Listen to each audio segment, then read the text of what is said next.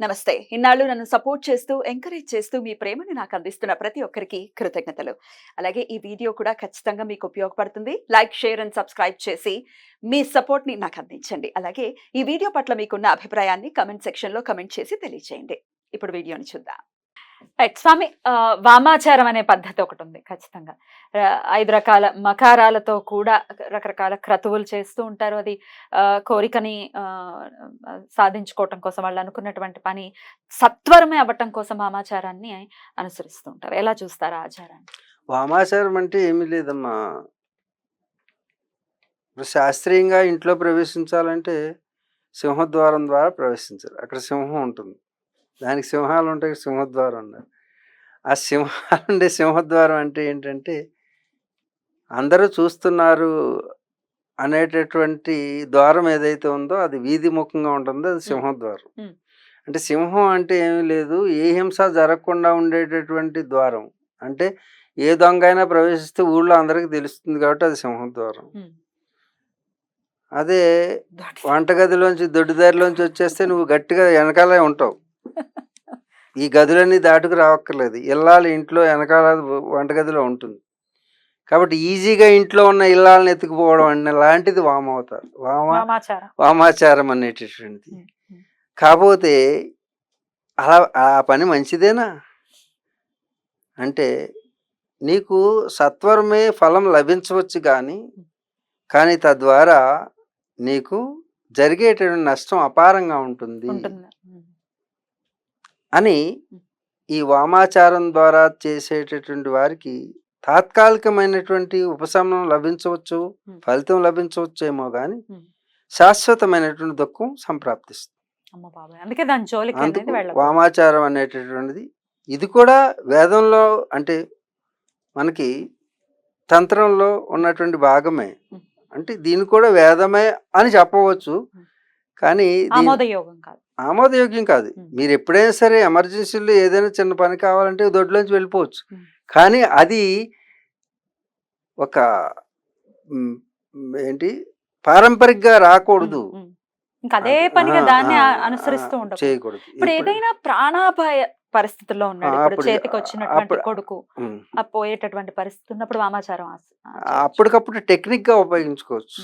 అంతేగాని డబ్బు రావడం కోసం, అధికారం రావడం కోసం ఎప్పుడు స్వార్థంగా అది వామాచారమైన దక్షిణాచారమైన నువ్వు స్వార్థం కోసం చేసే ఆచారం ఏదైనా సరే అపచారమే. ఇప్పుడు ఇన్ని సంవత్సరాల్లో ₹1 ఇంతమంది నాయకులు, ఇంతమంది దేశ నాయకులు, ప్రపంచ నాయకులు, 32 దేశాల నాయకులు నాకు తెలుసు. ₹1 కూడా ఇప్పుడు వాళ్ళ కోసం చేసినటువంటి ప్రతి పూజ, ప్రతి ఇది కూడా ₹1 తీసుకోమన్నానని ఒక నాయకుడి చేత చెప్పించు, ఒక శిష్యుడితో చెప్పించు. ఎవరింటి దగ్గర ఇంత భోజనం చేశానని కూడా నిరూపించలేవు. నన్ను మాత్రం, మిగతా వాళ్ళ సంగతి నాకు తెలియదు ఏం చేశారు. నా గురించి నాకు తెలుసు కాబట్టి నేను చెప్పగలను. పోషణ ఎలా జరుగుతుంది? నా పోషణకి చిన్నప్పుడే నేనేం చేశాను, నేను చిన్నప్పుడే 30 సంవత్సరాలు టార్గెట్ పెట్టుకున్నాను. అంటే దీంట్లో ఉంటూనే నా కష్టార్జితమే నేను తినాలి అని ఒక 30 సంవత్సరాల్లో నేను ఇల్లు కట్టుకోవాలి. అది ఆశ్రమం కాదు, ఆశ్రమం నాకొద్దు. గవర్నమెంట్ 3 ఎకరాలు, 4 ఎకరాలు, 10 ఎకరాలు ఇస్తానని అన్ని గవర్నమెంట్లు అన్నీ ఎప్పుడూ తీసుకోలేదు. ఎందుకంటే నేను కాపలాదారిని కాదలుచుకోలేదు. ఏంటి ఆశ్రమాలు నాకొద్దన్న, అందుకే ఆశ్రమాలు నాకొద్దు, ఆశ్రమాలు వద్దు, నా ఇల్లు నాకు కావాలి. అందుకు నా కష్టార్జితంతో ఒక ఇల్లు కట్టుకున్నాను. అది కూడా సముద్రానికి ఎదురుగా కట్టుకున్నాను 30 సంవత్సరాలు. అలాగే నా జీవితానికి సరిపడినటువంటి డబ్బులు నేనే సంపాదించుకోవాలి.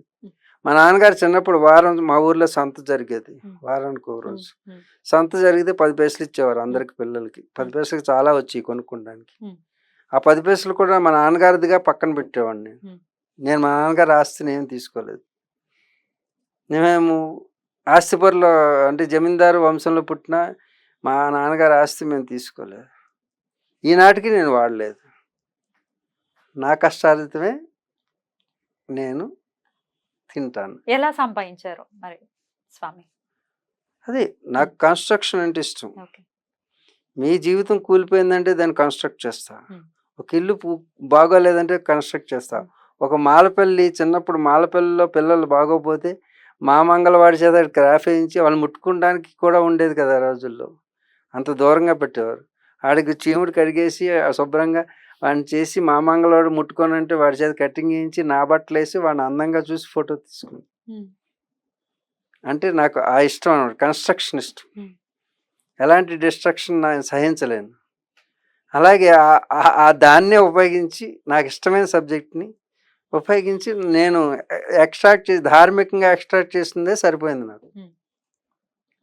దాంతోనే ఇంకా అదే కాదు, నేను ఎడ్యుకేషన్ నేను అన్ని చోట్ల చదివాను. ఎడ్యుకేషన్ నేను పీజీ చేశాను, సాంస్క్రిట్ చేశాను, ఫిలాసఫీ చేశాను. నా చదువులు ఆగలేదు. పంజాబ్లో ఎన్ఐఎస్లో చేశాను, నేషనల్ ఇన్స్టిట్యూట్ ఆఫ్ స్పోర్ట్స్. అన్ని చదువులు మ్యాక్సిమం చదువులు ఎన్ని ఉన్నాయో అన్ని చూసుకున్నాను. మామూలు చదువులు కూడా చదివాను.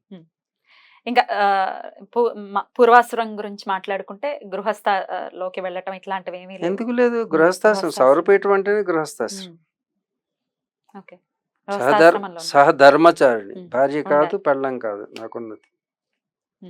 నాకున్నది పెళ్ళం కాదు, భార్య కాదు, సహధర్మచారిణి. పిల్లలు పూషన్ రోషన్ మాతాజీలు. పూషన్ మాతాజీ, రోషన్ మాతాజీ. ఇంకిప్పుడు పూర్తిగా సన్యాసాశ్రమమా లేకపోతే ఇంకా? ఎప్పుడు సన్యాసమే, బాల్యం నుంచి సన్యాసమే. అది గృహస్థాశ్రమం స్వీకరించినప్పుడు గృహస్థ ధర్మాన్ని ఎంతవరకు నిర్వర్తించాలో నన్ను ప్రతిరూపంగా ధారణ చేసేటటువంటి ధర్మచారిణి కావాలి. నన్ను గర్భం ధరించి నాకు పునర్జన్మనిస్తే నా తల్లి అవుతుంది, నా భార్య. ఇది గృహస్థాశ్రమం అంటే. అప్పుడు నా తల్లిగా మారుతుంది. అంతేగాని అది నాకు జన్మనివ్వడానికి, తల్లిగా మారడానికి భార్య అయింది అంతే. సహధర్మచారిణి అయింది, అందుకే భార్య కాదు, పెళ్ళం కాదు. స్వామి, ధనం మూలం ఇదం జగత్ అందరికి తెలిసిందే. ఇది ధనం చుట్టూనే యావత్ ప్రపంచం కూడా పరుగులు తీస్తూనే ఉంటుంది.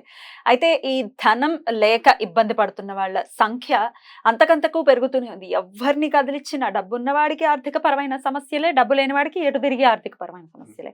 మిడిల్ క్లాస్ వాళ్ళు కూడా ఇలాగే ఉన్నారు. ఎందుకు ఇంత ధనం చుట్టూ తిరుగుతూ ఉన్నాము? ఎందుకు ఇంత సమస్యలు వస్తున్నాయి ఆర్థికంగా? ఇప్పుడు ధనం కావాలంటున్నారు అందరూ. ఫోన్లోనే మార్చుకుంటున్నట్టున్నారు. డిజిటల్ మనీ, అది కూడా మనీ నెంబర్లు వేసుకుంటున్నారు అంతే. ధనం లేదు. ఇదివరకు అంటే ధనం ఉంది. ఓకే, ధనం మూలం ఇదం జగత్. ఇదం జగత్తులో జగత్ అంటే జాయతే గచ్చతే జగత్. అది పుడుతుంది, పోతుంది. ఆ పుట్టుతుంది ఎందుకంటే పోవడానికి అని తెలుసుకుంటే అనవసరాలు, మనుషులు అనవసరాలకు గురికారు. ఇప్పుడు అవసరాల కంటే అనవసరాలు పెరిగినాయి. అందుకు ధనం అవసరం వస్తుంది. అర్థమవుతుందా? ఇది కొంతమంది వ్యాపారస్తులు, కార్పొరేట్ వ్యాపారస్తులు సృష్టించినటువంటి అలజడి. ఏంటి అలజడి? అలా ఎప్పుడు కూడా లెగుస్తుంది, పడిపోతుంది. ఇది కొంతకాలం ఈ సైకిల్లో నడుస్తుంది. తర్వాత ఎవరు విచారించాల్సిన అవసరం లేదు. ఈ ధనం అనేటువంటి ప్రధానంగా ఉండదు. ఇక ఇది పరాకాష్ఠకు చేరిపోయింది. లేనటువంటి మనిషి పుట్టి మనీషిగా మారిపోయాడు. మనిషి అది కాదు. మనిషి ఎప్పుడు కూడా మనసుతో పనిచేసేవాడు, మనసుని కంట్రోల్లో పెట్టుకునేవాడు మనిషి. మనసుని కంట్రోల్లో పెట్టుకుంటే మనీషి అవసరం లేదు. అర్థమైందా? ఆ మనసుని కంట్రోల్లో పెట్టుకుంటూ యోగం, కంట్రోల్లో పెట్టుకోకపోవడం రోగం. కాబట్టి మనీ అవసరం లేదా అంటే అనవసరాలు తగ్గించుకుంటే అవసరం తగ్గిపోతుంది. ఇప్పుడు ప్రతి మనిషికి అవసరాల కంటే అనవసరాలు ఎక్కువైంది. ప్రకృతి ముఖ్యమైన అవసరాలన్నింటినీ కూడా ఉచితంగా ఇచ్చింది. ఊపిరిని కొనగలవా నువ్వు? ఉచ్ఛ్వాస నిశ్వాసాలని. ఇది ఎంత విలువైంది? అది ఊరికనే ఇచ్చాడు. నీకు ఈ వేడి చల్లదనాన్ని ఊరికనే ఇచ్చాడు. నీరుని తాగడానికి ఊరికనే ఇచ్చాడు. నేలని పంటలు పండించడానికి ఊరికనే ఇచ్చాడు. ఆకాశాన్ని, గాలిని ఇచ్చాడు. ఈ ఐదిటిని వెనక్కి తీసుకున్నాడంటే ఈ ధనం ఎక్కడికి వెళ్తుంది? అవన్నీ నమ్ముకోవడానికి బదులు అమ్ముకోవడం మొదలుపెట్టాడు మనిషి. కాబట్టి ధనం యొక్క అవసరం ఎక్కువైంది. మితంగా ఉన్నప్పుడు నీ అవసరాలు ఇప్పుడు మేము ఉన్నాం హిమాలయాల్లో ప్రకృతిలో ఉన్న వాటినే ఉపయోగించుకుంటున్నాం, మాకు ధనం అవసరం లేదు. Hmm. కానీ ఇదం జగత్ అన్నారు కాబట్టి ఈ జగత్తులో అంటే ఈ మనుషులు సంచరించే జగత్తులో మాత్రం ధనం అవసరం. ఎందుకు? వాళ్ళకి అనవసరాలు ఎక్కువ ఉన్నాయి కాబట్టి.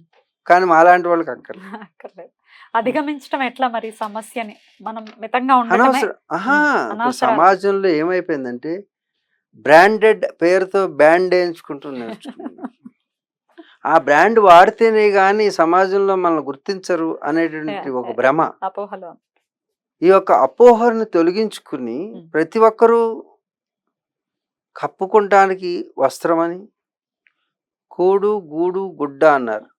రోటీ కపడా ఔర్ మకాన్ అని హిందీలో అంటారు. కానీ మన ప్రాధాన్యత సబబు రోటీ కపడా మకాన్ కాదు, కూడు గూడు, గుడ్డ తర్వాత. కానీ ఇప్పుడు గుడ్డ కూడు గూడుకు వచ్చారు, రివర్స్లో వచ్చారు. ముందు ఎవడన్నా సరే బ్రాండెడ్ బట్టలు తీసుకుని అందరికంటే గొప్పవాడుగా కనపడాలనుకుంటున్నారు. బట్టలకు పెట్టింది నువ్వు గనక సరిగ్గా పొదుపు చేస్తే ఇల్లు అయిపోతుంది. ఇంటికంటే బట్టలకు ప్రాధాన్యత ఇస్తున్నారు, తర్వాత భోజనానికి, తర్వాత ఇంటికి ఇస్తున్నారు. నో, ప్రాధాన్యత క్రమంలో కూడు గూడు గుడ్డ. కాబట్టి ఈ మూడింటిని సరిగ్గా ఆలోచించి తల దాచుకుంటానికి గూడు, పొల్లు కప్పుకోవడానికి గుడ్డ, ఈ రెండు ముఖ్యం. ఇవి మించి అవసరాలు లేవు మనిషికి. కాబట్టి ఆ విధంగా ఆలోచిస్తే ధనం అంత ప్రాధాన్యతని సంతరించుకోదు. ఇట్లా ప్లాన్డ్ గా ఉంటే ఖచ్చితంగా ఇబ్బంది ఉండదు. ఒక పర్సనల్ క్వశ్చన్, ఏ దైవ నామస్మరణ నిత్యం జరుగుతుంటుంది మీకు? సూర్య భగవాన్. సూర్య భగవాన్. ఆబ్వియస్లీ. ఎందుకంటే సైంటిఫిక్ అండ్ సైంటిఫిక్ వెర్షన్లకు నిలబడేటటువంటి దైవం, ప్రత్యక్షంగా కనపడే దైవం, అన్నిటినీ ఇచ్చే దైవం, అన్నిటినీ పోషించే దైవం, అన్నిటినీ లయం చేసుకునే దైవం. అంటే దైవం అంటే శక్తి. ఇక్కడ అదేంటండి ఆయన ప్లానెట్ కదా అన్నారనుకో, ప్లానెట్ కూడా కాదు, స్టార్. ఓకే, స్టార్ అన్నారనుకో, ఆ స్టార్లోను ఏమున్నాయి? ఏమున్నది? హైడ్రోజన్ ఉంది, హీలియం ఉంది. ఇవన్నిటిని కాంబినేషన్ తోటి నువ్వు ఒక గోళీ తయారు చేసి ఇక్కడ పెట్టు, అది పోషించగలదేమో చూడు. పోషించలేదు. అంటే జీవశక్తి వీటి వలన లేదు. What you are saying about the chemicals and the chemical combination of chemicals is not జీవశక్తి. It may not create the జీవం. అర్థం? Biological energy different from the physiological energy, chemistrical energy. China వాళ్ళు ఒక ఆర్టిఫిషియల్